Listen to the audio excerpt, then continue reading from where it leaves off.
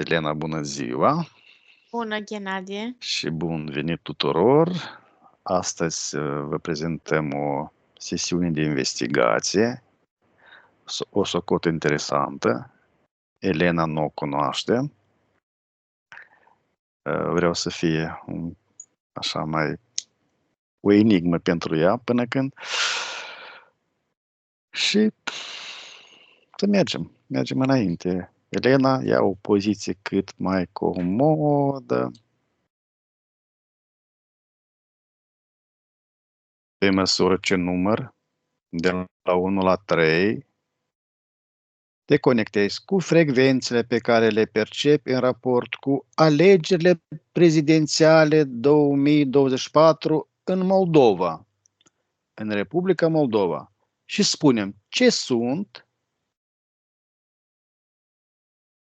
și cine le emană. 1, 2, 3.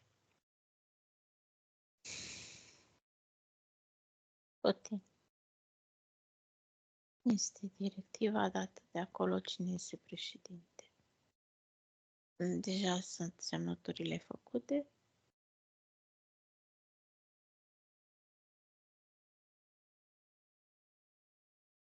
El este, îi spune, cel care întâi s-a prezentat persoanele și e vorba de cu cine colaborează, cine va colabora, adică cel care va fi președinte în Republica Moldova să fie un foarte bun colaborator cu partea rusă. Adică nu un personaj împotriva Rusiei, ci un aliat și colaborator cu Rusia. Fiind o țară mai mică și supusă Rusiei din mai multe puncte de vedere. Nu doar asta cu alegerile. Conform unor tratate vechi, istorice, Republica Moldova încă se află sub tutela Rusiei. Văd când era URSS. Despre ce tratate? Un tratat care s-a scris, apare o hârtie, 1852. Este parte când Republica Moldova, ai spune că nu că s-a vândut, aparține Rusiei ca și spațiu de drept. Face parte ca spațiu locativ, ca și delimitare a graniței. Este o comunitate mică, ai spune, mă refer la timpurile de atunci, ai spune aborigen, adică cuvântul aborigen înseamnă, este pus în paranteză, deoarece se află între, cum să spun, vorbesc nu 100%, nici 100%, nici românești, nici rusă, le vorbesc pe amândouă, de-aia spun aborigenă. În 1851-1852 percep cum există un înscris. Este un caiet. Paginile văd un pic mai gălboi și scrie sus cu negru anii. Se află în arhivele naționale de la Moscova. Și o copie o văd, dar nu știu de ce apare la Bratislava, ca o copie a unui alt tratat, deci asta din 1851-1852 apare la Moscova, mi-apare Minsk și Kiev, iarăși că tot în acel an s-au mai făcut și alte tratate cu celelalte... Similare, da? Da, iar la Bratislava mi-apare 1930. Un înscris în care din nou se stipulează că de fapt Republica Moldova, stat de drept, care aderă de bunăvoie la Alianța Rusă. 1920. Da, 1920. 20. Și este o aderare voită.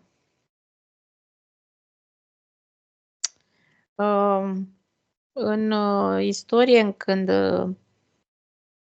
s-au făcut demersuri pentru alianța dintre România și Republica Moldova, pe vremea lui Alexandru Ioan Cuza, percep niște discuții între el, Nicolae Bălcescu, care traducea, aș putea spune traducea, adică într-o scriere literară, sunt iarăși înscrisuri și aici, și conducătorul de atunci din Republica Moldova, în care s-a încercat o tentativă de afiliere a Moldovei spre România, doar că nu s-a dorit din interese politice, din ce percep, pentru că România nu prezintă decât o punte și o graniță între celelalte state ale lumii și nu prezintă o siguranță, iar Republica Moldova se repetă aceeași dorință de aderare către Rusia, pentru, din ce văd, fiind ca și cum au un spate acoperit. Înțelegi, în spatele lor să adere către Rusia, fiind o putere mai mare. Pentru că se percepe că dacă s-ar fi cu România, tot din punct de vedere economic, social și politic, ar fi însemnat o și mai mare rată de, văd, cum să zic, persoane care depărăsesc țara în alte părți, mai mult spre Rusia, demografic vorbim, și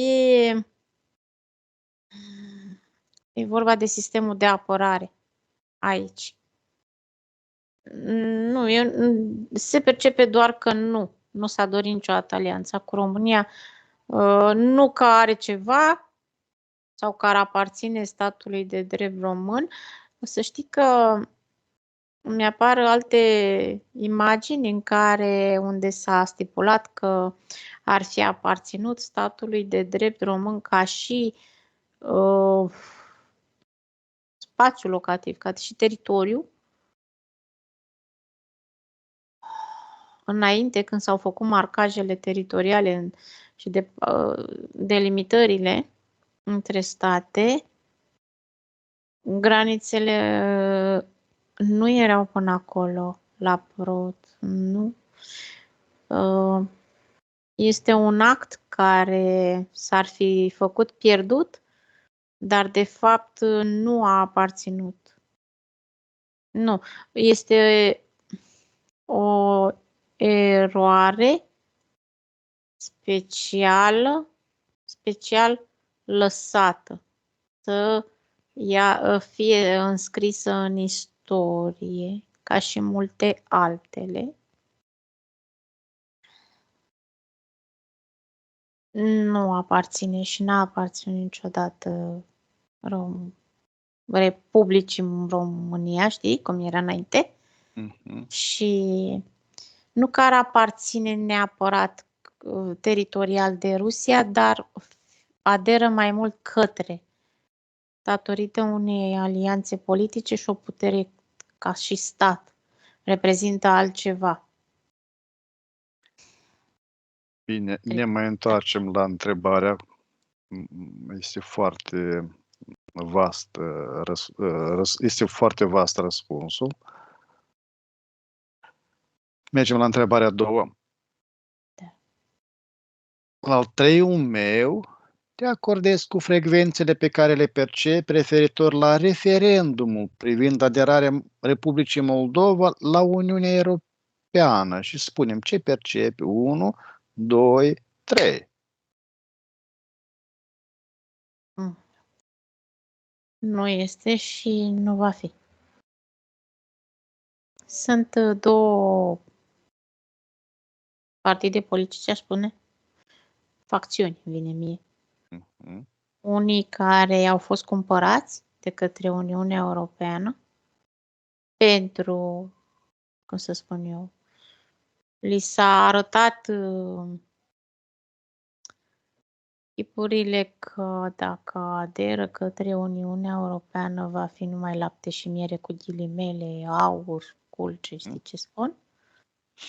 Că vor avea, mă refer la granițe, că vor fi structuri, adică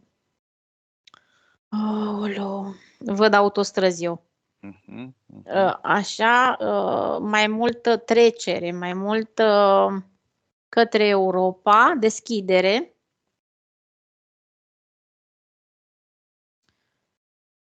Doar că este o altfel de subjugare a te supune Uniunii Europene. Cei care au venit cu această ideologie și pe tapet au fost cumpărați. Ceilalți, fiind din cealaltă parte, mai majoritari, merg pe un ceva teren bătătorit, aș spune, cunoscut, adică nu necunoscut. Aderarea Republicii Moldova la Uniunea Europeană pentru ei reprezintă un necunoscut, da? Da, ar fi de acord cu deschideri mai multe ca și granițe cu vestul, dar totul este cu un cost și cu o supunere mai mare. Se percepe că nu. Răspunsul este nu. Bine. Mergem la următoarea întrebare. Și acum, la treiul meu, te acorzi la campaniile electorale ale participanților și spunem pe cine reprezintă ei. 1, 2, 3. Văd un partid care vine din partea, spunea, poporului.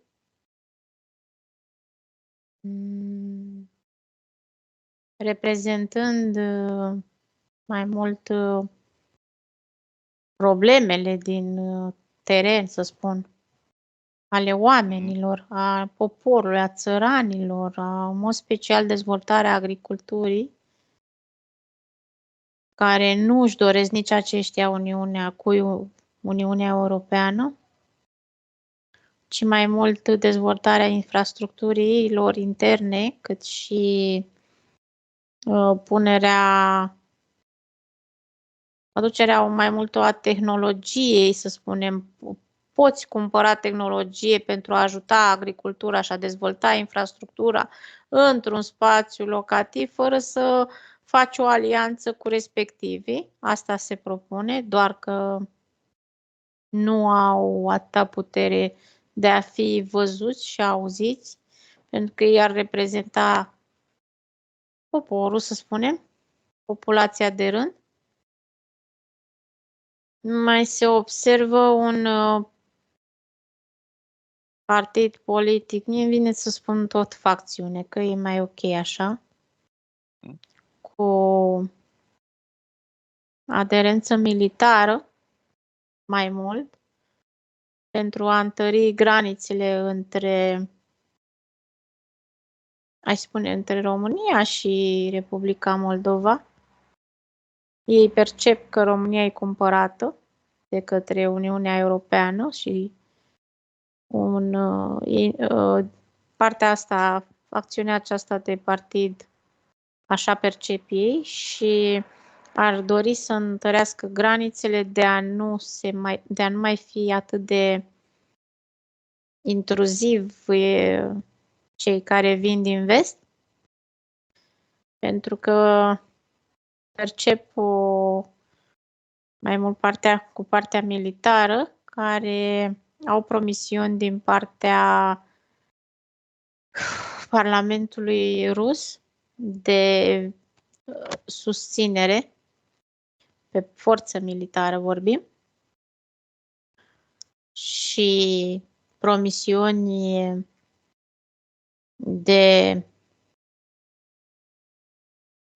protejare în stat, a statului, și mai vine din spate, să știi că ăștia cu armata vor câștiga, mai vine din spate, care ăstea două facțiuni se bat la putere, percep o alianță, un partid cu o alianță. În această alianță se vede o lașitate și o parșivitate, adică se dau cum bate vântul, gen au peste tot oameni infiltrați, gen spioni, coleg informații atât din vest, adică cum bate vântul în sensul întâi să culeagă un curent din vest și un curent din partea Rusiei. Aici percep că se fac jocuri de culise murdare pentru voturi deja făcute, pentru a-l combate pe cei cu partida militară, să spun, cu susținere militară din partea Rusiei. Republica Moldova se simte un pic amenințată de două părți. Cea mai mare amenințare, și se percepe ca un cutremur mai spune, că dacă ar adera la Uniunea Europeană ar fi groaznic, e un cuvânt generic, din partea Uniunii Sovietice, dacă fac alegerea asta. Deci nu că nu ar dori, dar știi, este un mic procentaj comparativ cu a menține ceva bătătorii stabil deja, știi ce zic? Merge vorba despre o agresivitate din partea Rusiei, în acest caz? Este frica celor care locuiesc în Republica Moldova, că dacă ar face o alegere în sensul spre vest, în detrimentul unor a ceea ce au deja de atâția ani și ani și ani. Înțelegi? Pentru că ei consideră că Rusia este un spate de sprijin al lor, o susținere, și au un tratat, există un manuscris în care se stipulează că atâta timp cât Republica Moldova nu se aliază cu alte state, va avea întotdeauna parte de susținere militară și alianță militară din partea Uniunii Sovietice. Există scris. Și dacă Uniunea Sovietică nu mai există? Păi există Rusia. Nu contează literele care s-au schimbat. Că era URSS, că e Uniune Sovietică, că e Rusie, că nu contează. Este cu tratatul de la Moscova. Este scris și se află în ambele parlamente acest scris. Și în Republica Moldova, cât și în... stop! Să plec de aici. Mă scuzați că am deranjat. Am plecat. Am plecat, gata, am plecat. Pe cine ai deranjat? N-am deranjat, dar am fost, știi, ca și cum îți bagi nasul unde nu-ți fierbe oala. Nu era treaba mea să mă bag eu să culeg informații în... Este treaba noastră tuturor de a afla. Ne privește pe toți. Am plecat oricum. Ok. Ce forțe sunt implicate în aceste companii electorale? Ce poți spune? Ce poți? Forțe la ce te referi? Ce forțe? Mai mult ce interese vrei să zici? Da, Eu merge vorba percep de interese. interese, interesele pur politice și de demografice și de infrastructură. Sunt interese de putere și este prea mică partea care vine cu idei de aderare la Uniunea Europeană comparativ cu partea care vor să rămână așa cum sunt în prezent și cum au fost și până acum. Interesul este de a rămâne cu o stabilitate și se referă doar fix pe interes armat, în prezent pe securitate. Republica Moldova a semnat că nu se amestecă, asta e de curând, în 2023, că nu se va amesteca și nu se amestecă în războiul Rusiei cu Ucraina, că va fi stat neutru. A semnat către Rusia. Cine a semnat din partea Republicii Moldova? Parlamentul lor. Parlamentul? Da. Președintele în frunte cu prim-ministru și cu ministrul de Externe, da? De armată? De armată. Mhm. Armatei, da. De securitate îmi vine. Tot timpul îmi vine securitate. Pe cine am deranjat, securitatea am deranjat-o adineauri. Urmărește aceste companii electorale în metafizic și spunem ce percepi sau vizualizezi.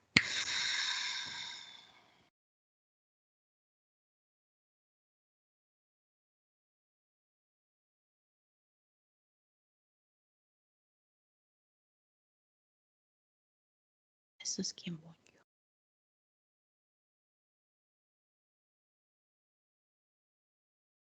Acest președinte al Republicii Moldova este un personaj care îl văd că s-a reîncarnat. A trăit acum 3 vieți în Rusia. Și a avut în Rusia, cum să zic, o funcție, dar nu politică, ca un fel de primar.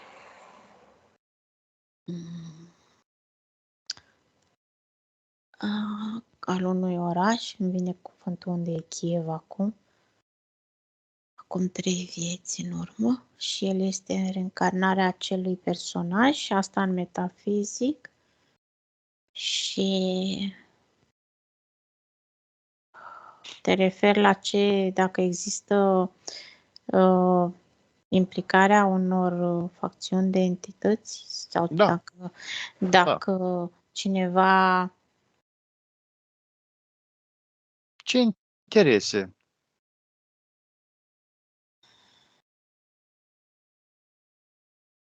Percep interese. Întâi, ca și majoritar, pe zona Republicii Moldova, mi pare niște mantide înalte. Iar între granița Republicii Moldova cu Rusia îi spune că este ca un portal de foc în care niciodată nu se poate închide, dar vine din interior, de jos din pământ. Iar în Sankt Petersburg, pe clădirea aceea impresionantă, mare, văd, zici, este cea mai cunoscută din Sankt Petersburg, zici că arată ca o biserică. Este un dragon foarte mare care stă pe clădire. Și ai spune că conduce teritorial, influențează mișcarea energetică în funcție de mișcările lui de rotație, pentru că se vede în subconștientul colectiv și mă duce când străvechi, în timp străvechi, ca un ritual către acest dragon care este stăpânul locului. Stăpânul locului, percep, continuu. Străvechii îmi spun în timp, în istorie, nu exista San Petersburg. Mă refer doar la locul în sine, în care populația, fiind mai minoritară atunci, aveau parte, nu înțelegeau intemperiile, știi? Știi, ciclurile astea vine de temperatură care se tot schimbau. Schimbă anotimpurilor sau... Da, nu, schimbările de temperatură bruște, nu erau cum sunt acum, erau foarte violente și ei considerau, crezând în zeități, considerau că din cauza că trebuie să stăpânească sau ca să liniștească o entitate. Ideea este că cei, ca și locuitori de atunci, existau vraci care aveau clarvedere și vedeau acest dragon care este foarte mare. Ai spune că dacă își întinde aripile, acoperă jumătate din San Petersburg, așa, dar la înălțime, se știe, umbra. Și spuneau că dacă s-ar liniști, nu s-ar mai schimba atât de puternic vortexul ăsta climatic și energetic care era, pentru că percep un fel de... În timpul când a fost un fel de ciumă, tot așa s-a făcut iarăși o venerație cu aprindere de focuri înalte, tot către această entitate. În prezent la fel se fac în ritualuri mai mici către această entitate pentru a menține San Petersburgul, aș spune, în safe, în siguranță. Este, cum să spun, stăpânul locului, din ce percep, dar este din istorie. Populația majoritară, ai spune că, dar nu toată lumea în prezent. Cei care mai mențin, se fac anumite ritualuri la ora 12 noaptea în schimbările anotimpurilor, în anumite subsoluri, special pentru se perpetuă, știi, prostia, scuzați cuvântul, către această entitate pentru a menține această stabilitate. Ei așa s-a perpetuat, înțelegi tu ce spun. Și e o credință asupra locului, e ca o legendă, dacă s-ar traduce. Ok, aici de metafizic. Moscova este un energetic tare urâțel, pentru că percep sub piața centrală. Este hai spune, un oraș care e mort, cu tot felul de fantome, persoane dezîncarnate de desubt. De desubt e un oraș îngropat. Plus mauzoleu. Nu văd un oraș îngropat și ai spune mai vechi. Mai vechi și e vorba de oameni care nu s-au desprins fiind dezîncarnați. Sunt ca niște fantome pe acolo. În anumite nopți se aude ca un vuiet, dacă ai ieși în stradă și ai asculta, să nu mai existe alt zgomot, s-ar auzi ca un vuiet, ca un sunet straniu, cu ecou s-ar auzi. Văd un culoar care duce către Berlin. Este o legătură, dar ce lungă e, și cu circuit și cu Cehia. Sunt culoare subterane. Au fost de refugiu în timpul războiului, dar s-au construit mult mai de mult. Pe aici se părea că se ascund mai când dispărea Gheorghiu, deci nu mai văd și pe aici pe ăsta. Așa, și pe Stalin l-am văzut când de pe vremea lui Stalin sunt făcute culoarele. Să știi că am dat de o bibliotecă aici. A lui Ivan cel Groaznic?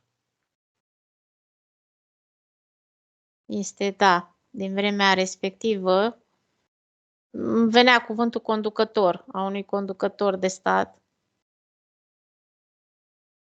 Să știi că sunt mai multe manuscrise aici și unui țar, ultimii țari ai Rusiei, care au fost o familie în care au murit, toată familia au fost otrăviți, fiecare care a ajuns la tron.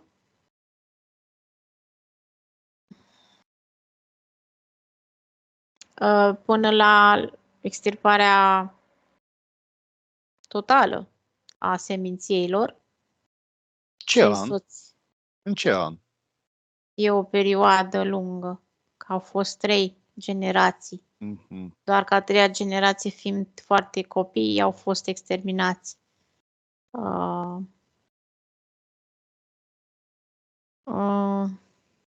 Mi-apare 1873, 1874, 1732, 1666 sau 64. Apar diferite etape.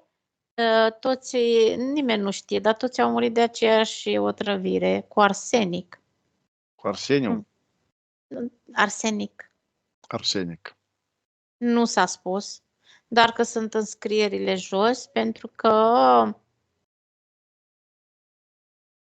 avem un personaj care nu a murit. Nu este uman. Trăiește.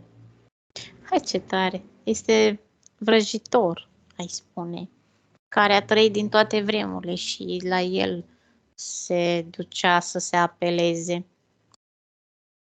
Are vreo legătură la momentul de astăzi cu conducerea Rusiei? Da. Poți să plec de aici? Da. Această Mantide. Mantide, sunt mai mantide. Mantide. Sunt de prelucrarea sufletelor, au o influență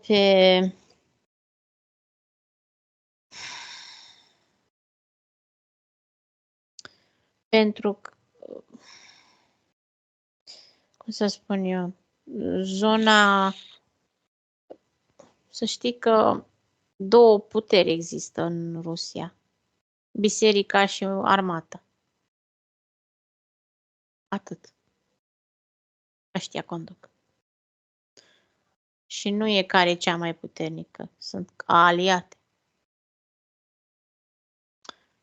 Pe unii, știi, există ca un portal în care unele suflete, știi, se extrag prin portalurile cele de la biserică, prin slujba, este o anumită slujbă la un anumit interval de timp, care se ține în cea mai mare catedrală din Moscova, de către cel mai înalt în grad, în care înnoiește, ai spune, percep o entitate urâtă rău de tot. e hidoasă, pot să zic, în care se reînnoiește sângele, aș putea spune.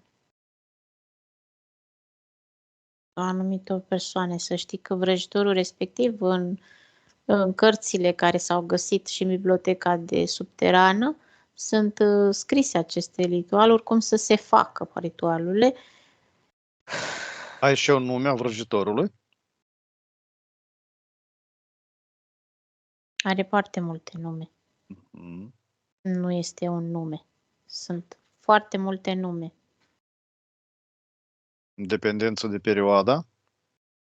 Aș spune că mi-a părut de gen și Machiavelli pe vremea aceea. Știi? Ai spune că Pe timpul Machiavelli? da. Mă Menține Da. această entitate hidoasă cu mai multe capete. Deci e un cap mare care are niște colți ca de mistreț, cu niște ochi foarte bulbucați și cu niște tentacule care o văd pe cea mai înaltă, pe cea mai mare catedrală. A cui e lume? Care-i lume aparține? Subteran. Subteran. Da. Mă interesează la nivel metafizic Pe metafizică am zis și care eu. este legătura Republica Moldova, Rusia, România. Fără România nu există. Nu vreau să... Nu există. Eu știu ce vrei, dar nu există. Metafizic vorbim, nu există. Metafizicul, da, metafizicul. Nu există legătură. S-a tot încercat. Nu există, pentru că Draco Drag. și dragonii din țara asta nu lasă, este într-un conflict, ai spune, din cauza portalului acela de foc care îl percep la anumite granițe. Nu există Cine a deschis legătură. acest portal de foc? Entitățile locative și nu... Acest portal se află pe teritoriul Ucrainei, Nu. Transnistria. Între România uh, și Republica Moldova se percepe un culoar de... curge ceva ca o culoare a plumbului, iar între Republica Moldova și Rusia este un portal, dar de tranzit, se vede chiar dacă se văd flăcările acelea, se poate trece prin portal. Știi? În schimb, chiar dacă între România și Republica Moldova văd că curge ceva și are culoarea plumbului, nu este portal. Este o diferență. Nu este portal. Este o Este de-a lungul separare. prutului. Da. Doar că este foarte murdar, este tunecat. Când Ai spune s-a că de format desubt, această... de când e teritoriu, pentru că vreau să văd de desubt, în prutul respectiv, închipuiți din punct de vedere metafizic o entitate șarpe de kilometri care domină teritoriul. Și acum se subînțelege de ce alianțele nu au loc.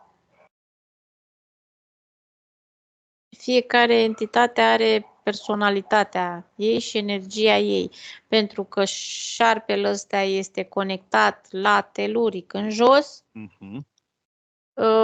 celelalte nu. Diferență de frecvență. Colaborarea dintre entități Nu există. nu există. Este vorba de aderarea umanilor către entități și cât mențin păpica, să spun așa.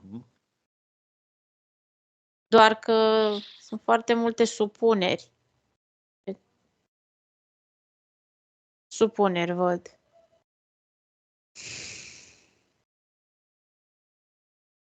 E un egregor tare urât pe Republica Moldova, de sclavie. E un teritoriu ca, cum să spun eu, atât de bine delimitat, ca granițe, foarte multă vărsare de sânge, percep, în istoria la granițe.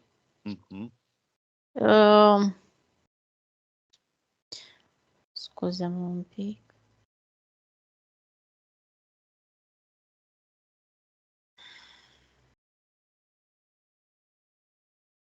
Concetățenii din acest teritoriu, ca și ADN, vorbim de un timp mai străvechi,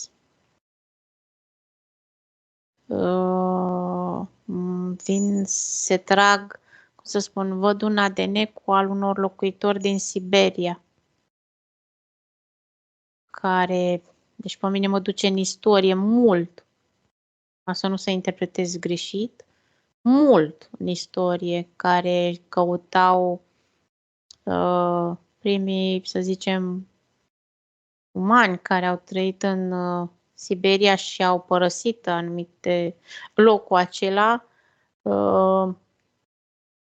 migrând spre alte locuri mai prielnice, văd, cum mai spune, așezări care ar fi ca și comunitate veche,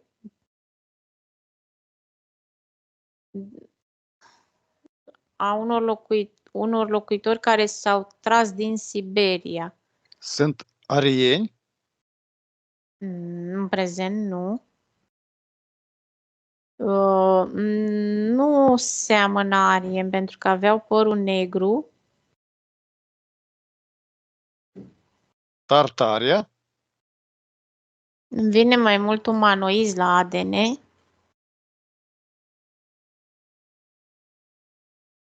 Migranți al unor încrucișări dintre uriași și uman. Este o comunitate mixtă a acestui mix, ce spun, iar produsul care a rezultat a trebuit să migreze către alte zone pentru că nu corespundeau nici uriașilor, nici umanoizilor. A fost un produs de laborator? În primă fază nu, a fost o încrucișare naturală. Nu, s-a dorit o încrucișare naturală, mixtă, pentru a vedea ce iese. Pentru că unii dintre ei erau pe cale de dispariție, uriașii, pentru a-și lăsa ADN-ul. S-a murit foarte mult, s-a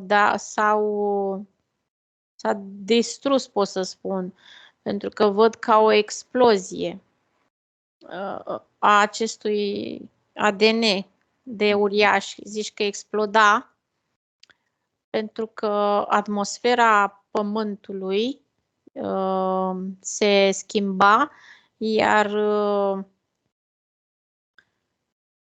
ei dispăreau pur și simplu, se simțea în ADN-ul lor ca și cum te strânge atât de puternic, ai văzut că gerul strânge.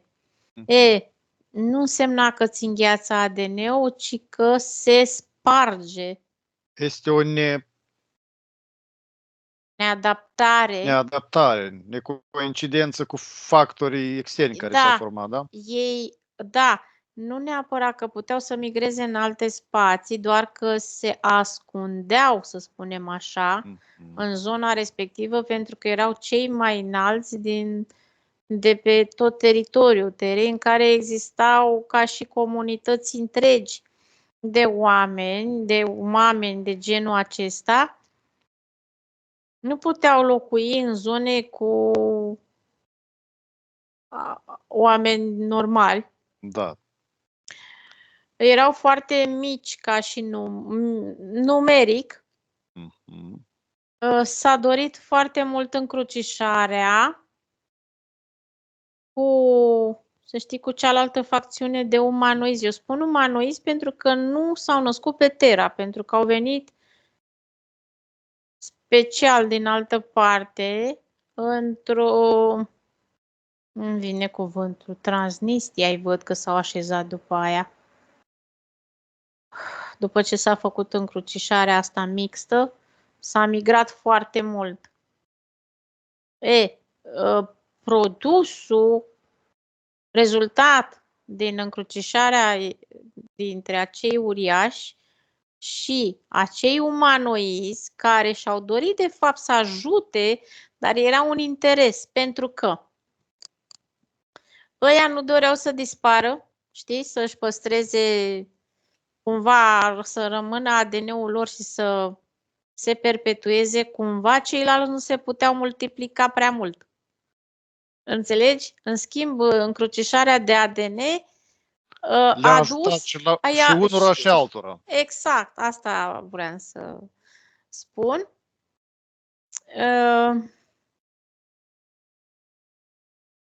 Cum să zic?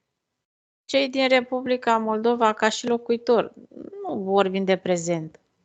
Atunci, ei sunt rezultatul hibridării, adică încrucișării hibride. Că există și altfel de interferențe, dar fii atent, de ce există aceste delimitări ale granițelor? Focul și cu viscozitatea asta.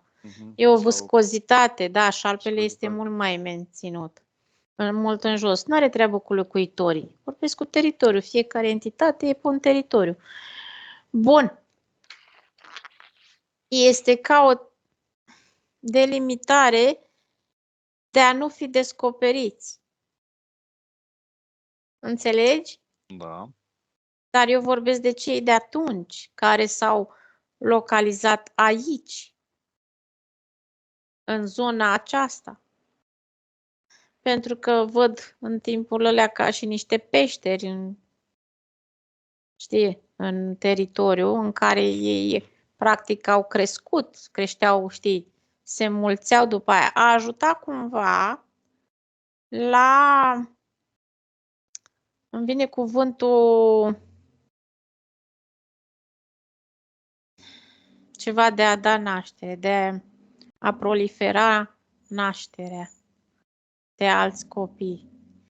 Încă nu se putea, exact, un ADN din ăla cu un ADN din ăla, îmbinându-se, s-a putut să existe, se ducă cumva la nașteri naturale, de înmulțire. Ei fiecare nu mai puteau. Doar că numeric erau mai mulți cei din partea umanoizii comparativ cu uriașii. Știi? A fost o condiție pentru a se putea încarna în acest spațiu da. Anumite suflete. Umanoizii erau foarte compatibili. Aceste suflete au umanoizilor, da? Nu. Umanoizii erau o conștiință de grup. Uriașii nu aveau toți pări subliminale, cred că maxim 1-2 din 10. E ca și cum în softul ADN-ului s-a intrat un virus și s-a intrat pe distrugere, autodistrugere. Se mai menține careva informație genetică a lor ambelor grupuri? Da. Da. Prin ce îi caracterizează această informație genetică? Pe cei care își mențin încrucișarea în teritoriu, nu cu comunități mixte de peste granițe. Sunt cei care își păstrează, într-un fel sau altul, puritatea genetică, da? Atât. Dacă nu te încrucișezi, deci tu nu observi că sunt granițe delimitate. Fix. Fix între Rusia și Republica Moldova, fix între Republica Moldova și România, dar nu avea treabă cu România în mod special. Pentru alte facțiuni, ca idee. Bine, oricum, Ne-am foarte tare lărgit, Abătut. oricum, nu nimic, nu ne-am abătut, ne-am lărgit cu tematica, este foarte interesantă, să mergem mai departe. Ascensezi pe linie temporală la data de 20 octombrie 2024 și la 3 să-mi spui ce vizualizezi pe planul fizic în timpul desfășurării alegerilor și referendumului. 1, 2, 3. Mm, Momentul când se închid alegerile, ai spune președintele comisiei, vine cineva și îi spune că să vină la telefon. Și va ieși partidul cu susținerea armată. Asta este ordinul. Oricum se știe de acum. Doar că trebuie să se descurce cum pune pe tapet în online, să spunem, în media. Ce se întâmplă pe plan metafizic în timpul desfășurării acestor alegeri și a referendumului?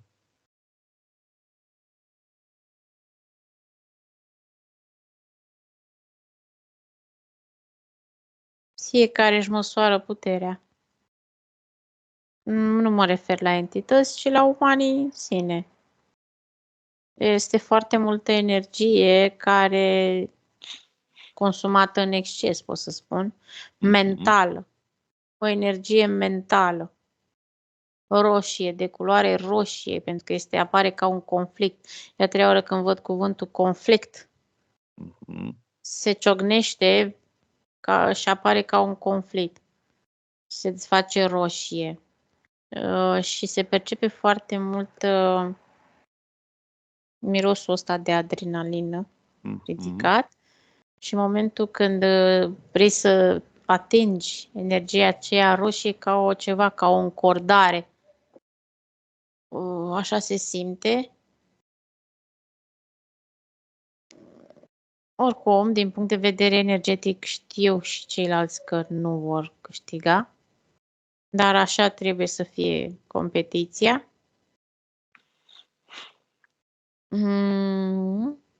Ceilalți, nu mă refer cei care vin din partea poporului, știu că n-au nicio șansă, dar că încearcă și ei. Bătălia se duce între facțiunea care este mixtă și cei care sunt deja dictați cu susținerea armată de către Rusia. Știi ce zic? Ceilalți, ăștia doi, partidul care are o alianță mixtă, ți-am spus eu că percep foarte multă maleficitate și joc murdar de culise, pentru că fac tot felul de mânării, atacuri energetice, au tot felul de spioni intruși duși peste tot. Tulbură apele, da? Dar rău de tot și se minte într-un stil mare. Știi, dar totul sub o fațadă de ca pisică. Așa. Ai zice că s-au poleit cu atâta blândețe, bunătate, știi, bine, măcar ceilalți sunt corect, nu e nimic corect, și-au spus-o direct. Dar ăștia nu sunt ceea ce spun, sub nicio formă. Vor banul. Asta vor, bani. E vorba de un tezaur, nu știu ce. Vor să pună mâna pe un tezaur. Pe care tezaur?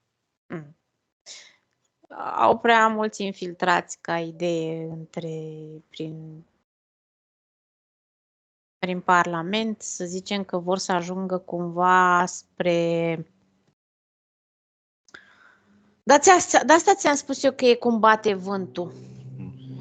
Bate vântul dinspre vest să infiltreze ceva către est la Putin ca o influență din ce aș percepe eu, acești influenceri care vor să fie intruși. Uite așa, sunt ca șarpele sub o mască benevolă, să ajungă cumva să se infiltreze fix cât mai aproape de inima lui nucleul Putin ca idee. Vreau să zic că sunt mănunchi de interese, se poate spus, și străine, care Evident. se activează în momentul acestor alegeri. Da. Ai zice că, de fapt, alegerile și Republica Moldova ar fi folosită în pentru o intruziune ca și influență. S-ar folosi ca, știi, un mijloc de chipurile transparență. Nu. Să se infiltreze. Uite așa văd tot timpul. Vor fi manifestări, provocări în timpul acestor alegeri? Nu sunt făcute de oameni. Sunt doar niște imagini, dacă vor apărea. Sunt pregătite doar. Ai citit în câmpul informațional, a pregăti imagini și puse bine în scenă, dar nu sunt reale. De ceva concret. Nimeni nu iese. Și care forțe sunt implicate? Tot ăștia. Tot ăștia. Deoarece am pronunțat o familie, să mai pronunț și altă familie. Va câștiga actualul președinte a Republicii Moldova, Maia Sandu, alegerile prezidențiale? Nu. Eu nu văd că nu. Nici nu știam cum îl cheamă, dar tot timpul mi-a venit că nu trebuie. Nu cunoști pe doamna Sandu? Eu nu cunosc pe nimeni. Mi-a venit continuu nu. Că nu trebuie. Că nu trebuie. Doar că este prezentul de astăzi. Că nu trebuie. Nu, ci că nu trebuie. Nu trebuie, spune cine? Așa am văzut informația în dreptul ei, că nu trebuie să ea. Dacă jocurile sunt făcute. Eu percep un bărbat că va ieși. Un bărbat? Bine, nu o să gâcim. Nu prea cunosc nici eu lista din...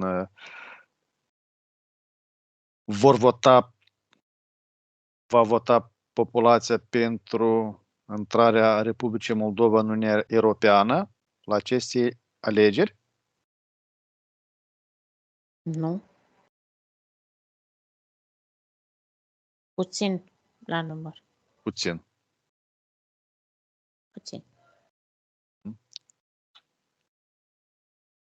Uniunea Europeană nu prezintă o stabilitate economică, din punctul lor de vedere. Atâta timp cât există cea care conduce Uniunea Europeană, nu. Aia este un șarpe cu 3 capete în corpul ăla.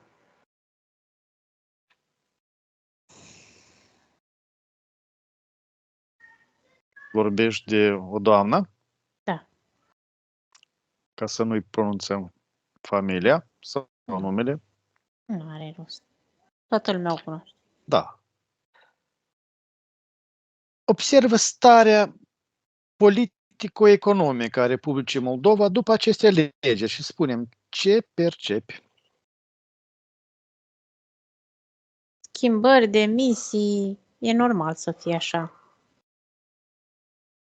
Conflicte, se ceartă între ei, unii vor ieși anumite adevărul la suprafață, mă refer acolo, la nivel politic, nu mai mare. Economic? Nu acum. Momentan economic este pe tușă. Totul se pune accent pe stabilitate și securitate. În prezent. Cum se va dezvolta relațiile dintre Republica Moldova și Transnistria?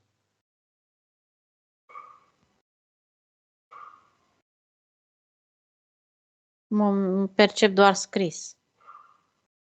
Sunt doar... Este o stagnare. Este o etapă de lungă durată Este către o stagnare. apropiere. Nu se percepe nicio apropiere. Este o stagnare. O stagnare. Da. Care va fi situația geopolitică a Republicii Moldova vis-a-vis de agresiunea Rusiei asupra Ucrainei? Atâta timp cât își respectă ce a semnat, nu se întâmplă nimic cu Republica Moldova. Este safe. Doar că instabilitatea se percepe venind din partea acelei facțiuni de partid care e cum bate vântul cu spioni și cu infiltrări, pentru că sunt prea mulți cumpărați în partea aceea. Doar că nu vor fi, asta a spus când am vrut să zic adineaori că vor ieși la suprafață mai multe adevăruri, adică vor fi cumva demascați. Și dintr-o parte și din altă parte? Nu. Doar cei care au interese ascunse, vorbim de securitate națională. În prezent se pune accent pe securitate. În prezent.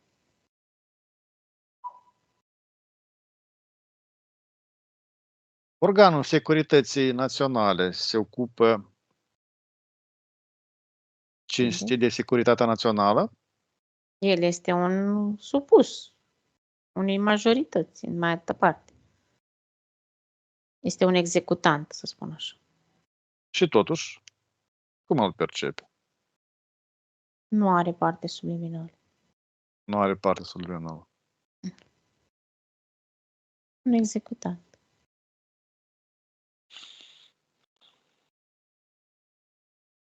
Cum se dezvolta relațiile dintre Republica Moldova și Rusia?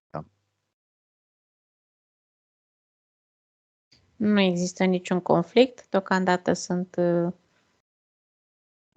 liniște. Repet, atâta timp cât se respectă relația, ce s-a scris, ce s-a bătut palma, e liniște. Nu încalcă teritoriul Rusia către Republica Moldova, pentru că Republica Moldova s-a angajat la a respecta neutralitatea. Sub nicio formă nu se amestecă în niciun aspect dintre conflictul dintre Ucraina și Rusia. Aici trebuie să-și păstreze ceea ce a spus. Și atunci este ok, se păstrează securitatea populației. Dacă nu se păstrează, va bubui. Asta este clauză. Într-un contract se pun clauze, știi? Cum se va dezvolta relația dintre Republica Moldova și România?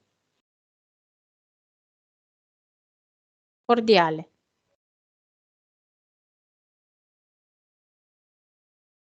Și atât. Relații de vecini. Amiabile.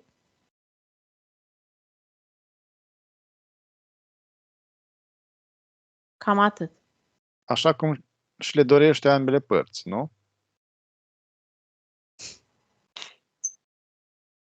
Refuz să răspund la această întrebare. Bine. Mă fac să râd. Am repetat la începutul sesiunii că nu-și dorește decât o parte, poate. Nu-și dorește și cealaltă parte, adică Republica Moldova. Pentru că dacă am relatat faptul că din ADN-ul lor și ca din ce strămoși se trag de aici, în niciun caz nu se dorește nicio alianță ca idee. Ei vor să rămână în siguranță într-un teritoriu mic. Pentru că este un înscris în ADN. ADN-ul e softul, practic. Că de-aia tot timpul am repetat expresia a rămâne ce este deja bătătorit, știut, vechi, în siguranță.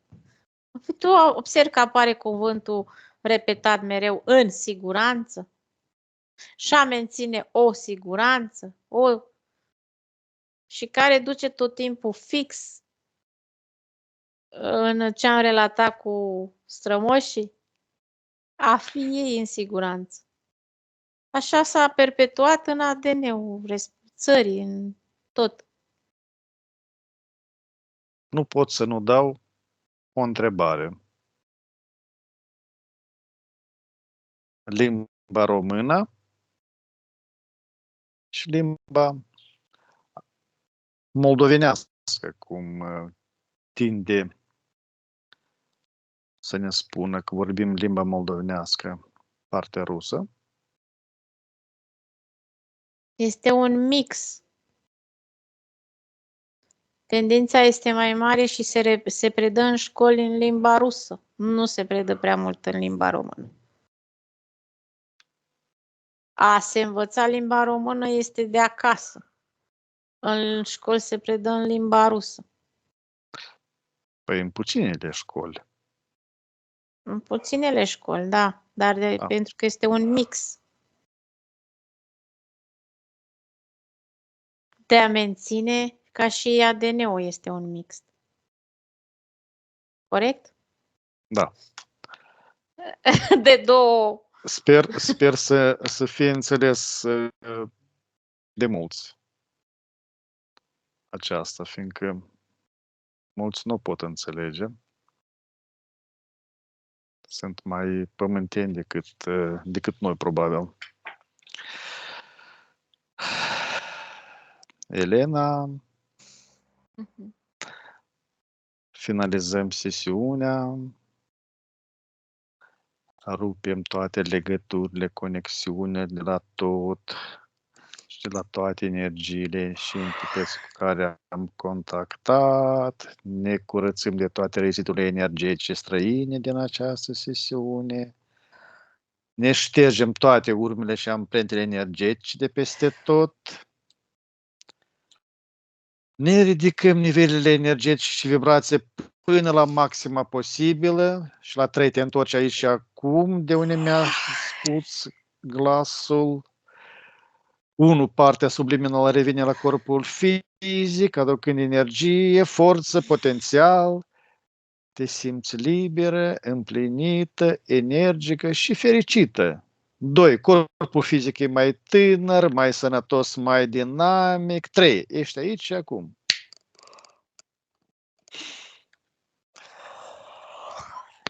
A fost o surpriză tema, probabil. Da, Elena? Da. Mi-a plăcut mult toate abaterile de la temă au fost foarte interesante. Vreau să spun că se merită o cercetare mai minuțioasă a istoriei, a geografiei, nu știu, în toate direcțiile. Practic, Da, pot să spun că, apropo de istorie, ce se regăsește la suprafață nu este totul.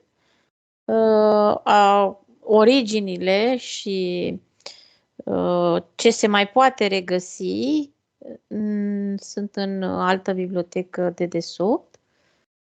Iar ce pot să redau acum este că ce am simțit continuu, ca și locuitorii din Republica Moldova, nu se simt niciodată autentici în interior. Valențele din ADN se simt. E ca și cum nu aparțin nimănui. Nici colo, nici colo. Este greu de dus acest lucru. Pentru fiecare om în sine. Vorbim de ADN-ul fizic. Și energetic. Păi din energetic vorbesc. Este foarte greu în interiorul fiecărei persoane că nu e vorba de apartenență. De asta e tot timpul a reieșit cuvântul siguranță. Se simte o instabilitate. Nu se regăsesc nici colo și nici colo, pentru că mixul ăsta de ADN sunt diferite. Ca și cum aparțin două lumi într-unul singur. De-aia s-au făcut aceste delimitări ale spațiului. Cumva s-a dorit să nu se mai fie o intruziune, încă o alt mix de ADN. Nu. Se păstrează acest cocktail, da? De ADN. Da. De-aia se vorbesc două limbi. De-aia se dă tot timpul și de o parte și de alta. Sunt la mijloc. Cam asta am perceput. Elena, îți mulțumesc mult. Vreau să-ți spun că au apărut mult mai multe întrebări decât erau preconizate. Vreau să-ți spun că o să trezim un interes deosebit. Eu așa simt. Și va trebui să lărgim. Interesul poate pe sfera politică este sau și ADN-ul pentru locuitorii Republicii Moldova, dar nu știu câți ascultă. Nu știu câți ascultă. Doar l-am atins interesul politic. Așa, mult mai interesant este partea metafizică pe care vrem să o explorăm. Oricum am intrat foarte mult acolo. Am intrat destul de mult. Vreau să-ți spun că va trebui să mai intrăm și nu odată. Ok. Contez mult pe tine. Îți mulțumim mult. Cu drag. Și vreau să le mulțumim și celor care o să ne privească și o să ne aprecieze tot ce facem. Le spunem tuturor numai bine și vizitați-ne. Ne stărim pe dumneavoastră. Numai bine, pa! La revedere!